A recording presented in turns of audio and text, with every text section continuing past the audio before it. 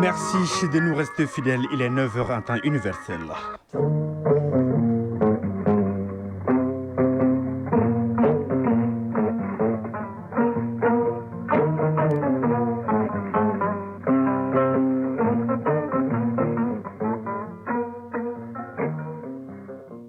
Le journal, Mohamed Diarra.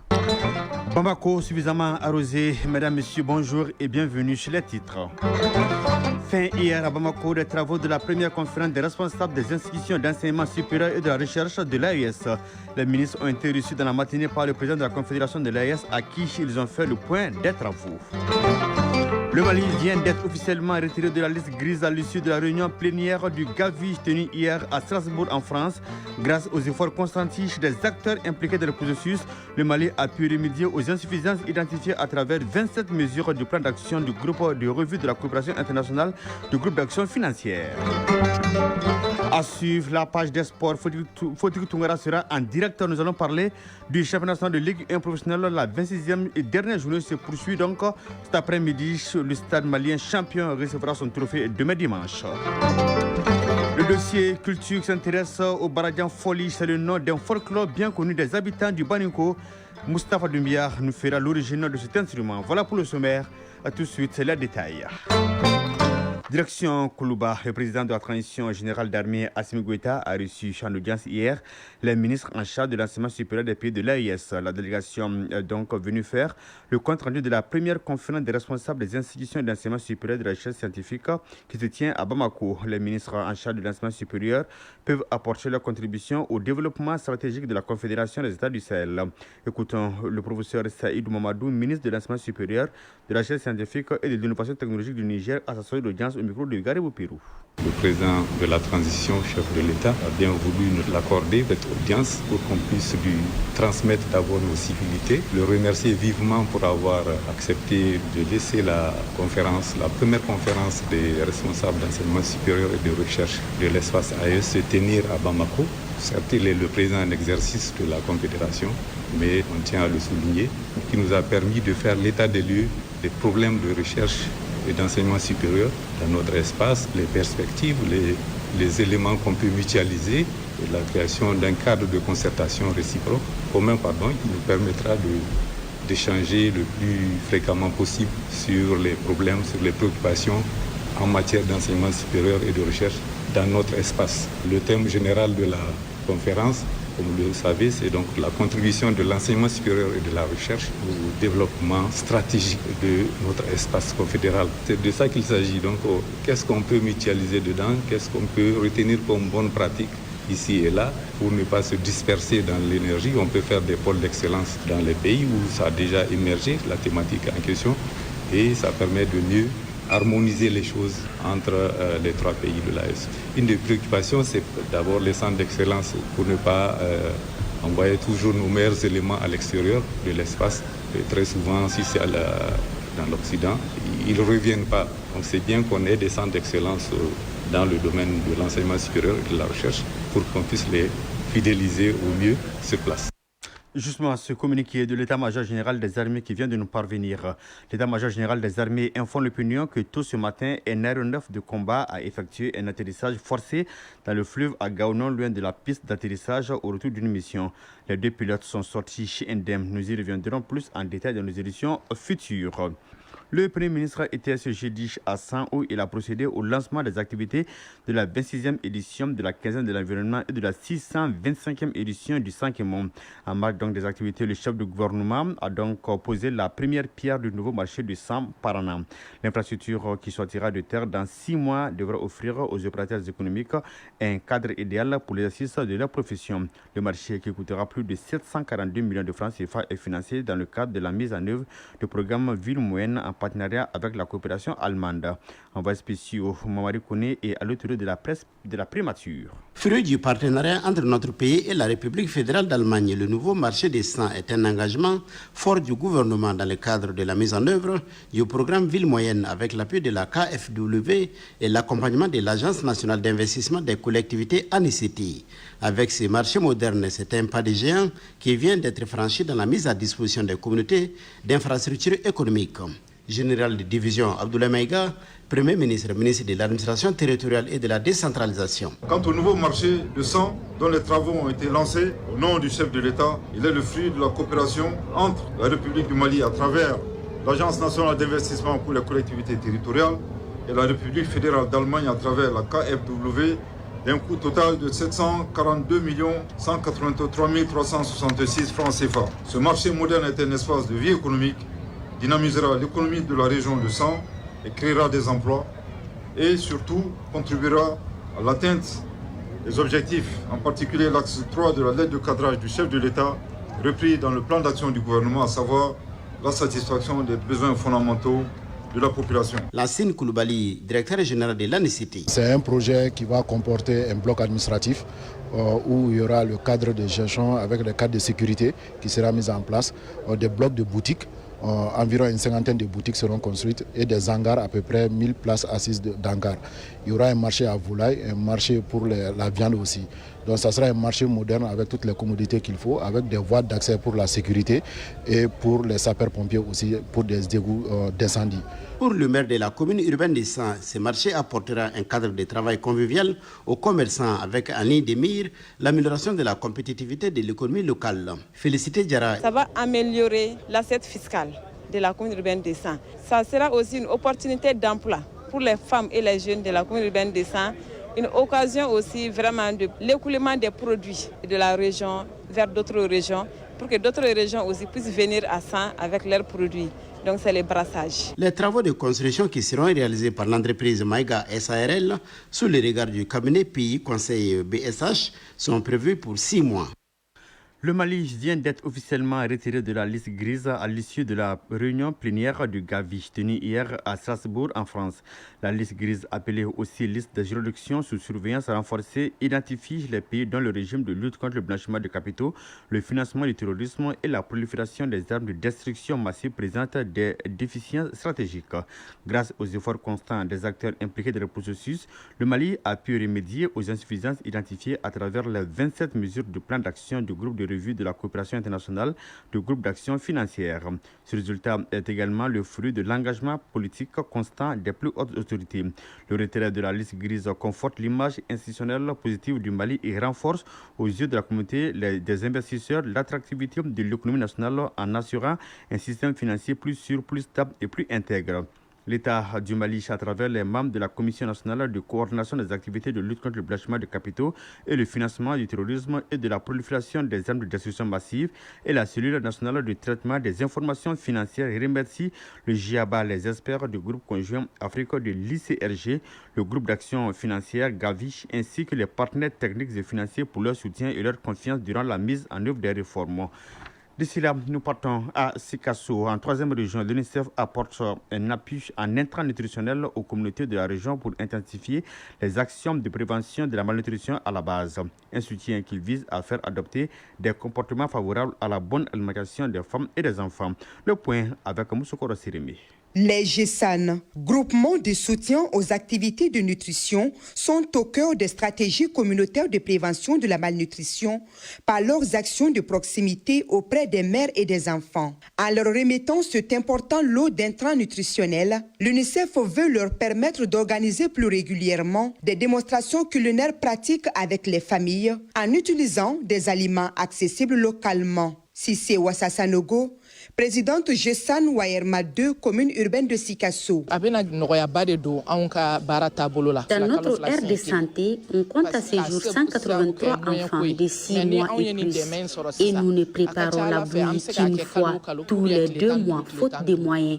Mais grâce à cet appui de l'UNICEF, nous pourrons en faire tous les mois ou chaque quinzaine afin de promouvoir les bonnes pratiques alimentaires et booster les indicateurs de la nutrition. Cette dotation, composée de sacs de mil et de sucre de 50 kg, est répartie entre 114 GESAN des 4 districts sanitaires de la région, dont 42 pour celui de Sikasso. Un appui qui s'inscrit pleinement dans les efforts de structuration des actions communautaires de lutte contre la malnutrition et d'amélioration de l'état nutritionnel des enfants de moins de 5 ans. Dr Emilien Diarra, médecin-chef du district sanitaire de Sikasso.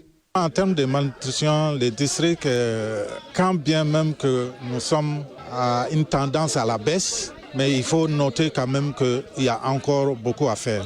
Nous avons encore enregistré beaucoup de cas en ville et dans la partie périurbaine. C'est dire que autant nous devons concentrer les efforts au niveau rural qu'au niveau urbain.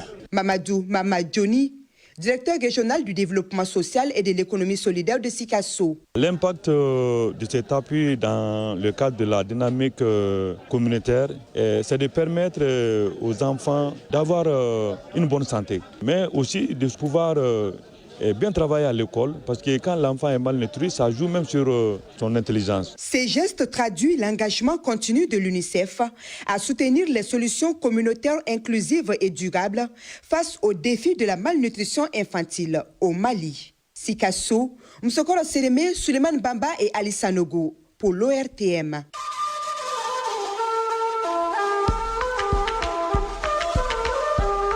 AES, actualité.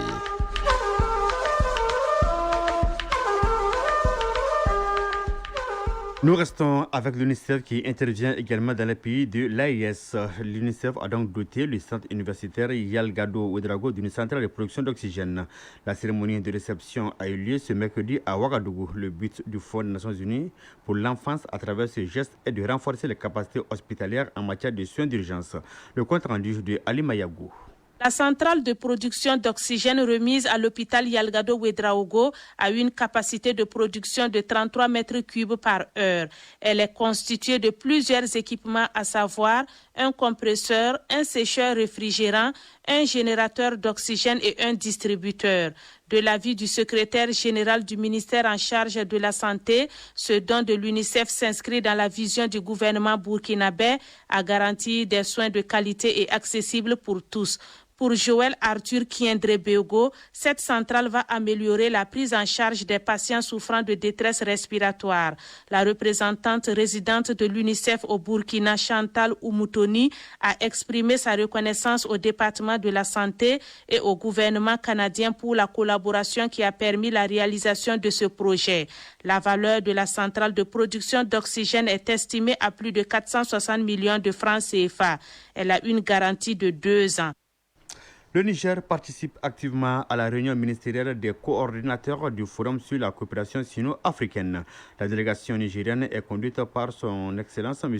Bakari Yao Sangare, ministre des Affaires étrangères, de la coopération et des Nigériens à l'extérieur. Le compte rendu de Mahamadou Garba. Les travaux de cette rencontre de haut niveau s'inscrivent dans la dynamique de renforcement des liens entre la Chine et les pays africains, dans le respect des principes de solidarité sud-sud porté par le FOCAC. Au cours des échanges, les participants ont passé en revue l'état d'avancement des projets conjoints sino-africains et exprimé leur volonté commune d'approfondir la coopération économique, politique et culturelle entre la Chine et le continent africain. En marge des travaux, le chef de la diplomatie nigérienne s'est entretenu en tête-à-tête avec son Excellence, M. Yang Yi, membre du bureau politique du comité central du parti chinois et ministre des Affaires étrangères. Cette rencontre bilatérale a permis d'évaluer l'état de la coopération entre Niamey et Pékin, tout en explorant de nouvelles pistes de collaboration dans des secteurs stratégiques. Conformément à la vision de leur Excellence, le général d'armée Abdourahmane Tchani, président de la République du Niger, et de ses homologues du Burkina Faso et du Mali, le gouvernement nigérien réaffirme sa volonté de placer les intérêts des populations au cœur des partenariats internationaux. Cette approche s'inscrit dans le respect strict de la souveraineté nationale et des choix stratégiques propres à chaque État.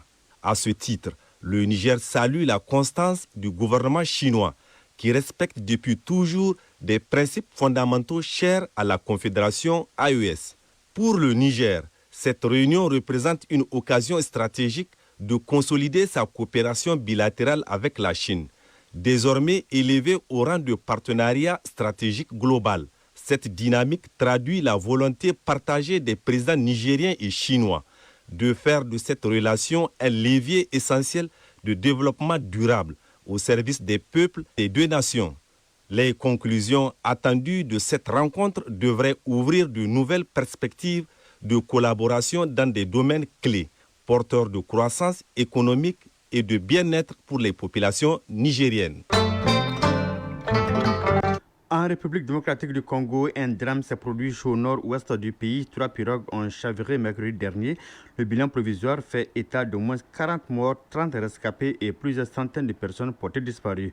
Les recherches pour retrouver d'éventuelles victimes se poursuivent. Sur le plan international, l'Assemblée générale de l'ONU a voté une résolution demandant un cessez-le-feu immédiat et permanent dans la bande de Gaza. 149 pays ont voté pour 12 contre. Le texte demande également la libération des otages détenus par le Hamas, le retour des prisonniers palestiniens et le retrait complet des troupes israéliennes de Gaza. Israël a dénoncé une résolution jugée déséquilibrée tandis que plusieurs pays arabes ont insisté sur l'urgence humanitaire de la situation. En janvier et mai, près de 2700 personnes ont été tuées, 957 blessés et 316 enlevés contre rançon, selon un rapport publié hier par le Haut Commissariat des Nations Unies aux droits de l'homme.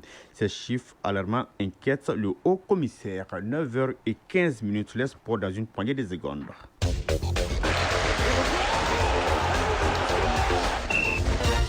Oui, après le jogging matinal, il est là, oui, dans le studio. Fauteuil Tunkara, bonjour. Bonjour Mohamed Diarra, bonjour à tous. Oui, c'est la forme apparemment. On parle football, championnat national de Ligue 1 professionnel. La 26e et dernière journée se poursuit cet après-midi. Quelles sont les affiches?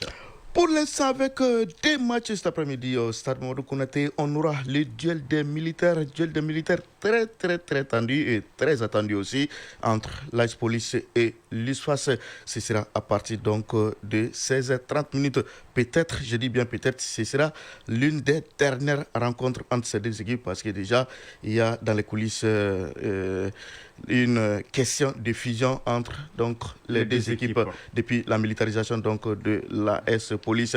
Alors, au même moment, au stade Ouzien Coulibaly, Binga FC et les 11 cratères de Nyerla vont en découdre. Cette 26e et dernière journée prendra fin dimanche avec 3 rencontres en simultané à partir de 16h30. ASCO, Stade Malais de Bamako, Stade Mamadou Konaté, AS Real Les Étoiles du Mandé au Stade Ouzien Coulibaly et l'Union Sportive de Bogouni, FC Diarra au Stade Moussa Diakité UTA de Bogouni. Déjà hier, en ouverture de cette ultime journée, le Djulba AC a fermé sa saison sur Afé de buts à 1. L'AS Bakardian de Barouli a également fermé sa saison sur une bonne note donc en disposant de l'US Bougouba par le score de 2 buts à 0. Et le Stade qui prendra le trophée demain. Ah oui, absolument. Ce sera donc au cours d'une cérémonie. Le Stade est déjà sacré champion du Mali va donc recevoir en toute solennité son trophée accompagné d'un chèque géant de 30 millions de francs CFA. Bien noté. Championnat national de première division de football féminin, la 9e journée de mars ce samedi. Le programme prévoit des matchs cet après-midi. La Sierra de Bamako accueillera les Tigres de Kaitria AC 200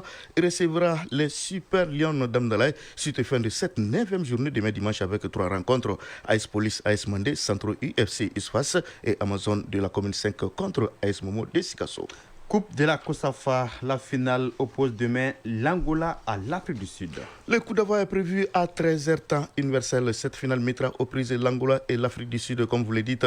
C'est un match quand même qui promet, étant donné que les Angolais tenants du titre ne vont pas vendre moins chèrement leur peau pour conserver leur titre devant donc des Sud-Africains à domicile qui veulent coûte que coûte arracher le trophée et faire honneur à leur public. En match de classement à 10h toujours demain, Madagascar jouera contre les Comores. Pour rappel, en demi-finale disputée hier vendredi, l'Afrique du Sud a éliminé les Comores 3 buts à 1. L'Angola a écarté Madagascar 4 buts à 1. La Zambie est le pays le plus titré de la compétition avec notamment 7 titres. Enfin, Coupe du monde des clubs, la compétition donne son coup d'envoi ce soir. Ce sera à partir de 0h temps universel du côté donc des États-Unis. Le plateau d'ouverture mettra aux prises le National Al-Ahly d'Égypte et l'Inter Miami du champion du monde Lionel Messi. Cette édition 2025 sera la première Coupe du monde des clubs à 32 équipes. Cette édition 2025 va également réunir 12 équipes d'Europe, 6 d'Amérique du Sud, 5 d'Amérique du Nord, 4 d'Afrique, 4 d'Asie et une équipe d'Océanie. Voilà donc la répartition, la clé de répartition donc des différentes équipes qui vont donc prendre part à cette compétition. Bien noté. Merci bien, Fodil Tunkara. On vous retrouve à 13h pour d'autres informations sportives. Avec notamment le même plaisir. Merci beaucoup. Tout de suite. Chronique culture et société. Oui, la page culture directement en 13e région, le Barajan Foli, c'est le nom d'un folklore bien connu des habitants de Baninko. Ce folklore était joué pendant les fêtes de Tabaski devant la maison du chef du village de Dioïla. Une tradition qui n'est plus respectée depuis quelques années. C'est ainsi que les femmes de l'association Massiri Baton du nord du Baobab sacré de Dioïla ont mis à profit l'année de la culture pour renouer avec la pratique. Moustapha Doumbia.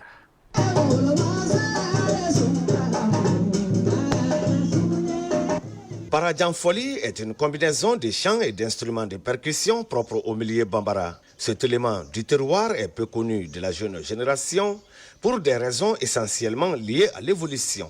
C'est pour cette raison que les femmes de l'association Massira Baton de Dioïla ont saisi les cadres de la fête de Tabaski et de l'année de la culture pour organiser une manifestation populaire autour de Barajan Foli. Sangaré Nana Dambélé, présidente de l'association Massira Baton. Nous avons initié cette manifestation dans le cadre de l'année de la culture et de la fête de Tabaski. L'objectif est de rassembler les femmes autour d'une activité culturelle pour promouvoir la paix et la cohésion sociale. Mamadou Dambélé, homme de culture. C'est un folklore de noble. Dans cette chanson, on écoute un homme brave ou bien une veuve, des conseils dedans, dire de ne pas torturer les veuves, de faire réjouir les veuves. Le Barajan, ça a beaucoup de significations, de noblesse, de reconnaissance, d'avoir pitié au prochain. Tout ça, ça est dans le Barajan. Tout le monde peut danser, mais en dansant, on connaît le fond même, le but même de la résistance. C'est donc une soirée riche en folklore et en pas de danse tirée du patrimoine culturel que Massira Baton a organisé avec l'accompagnement des personnes de bonne volonté.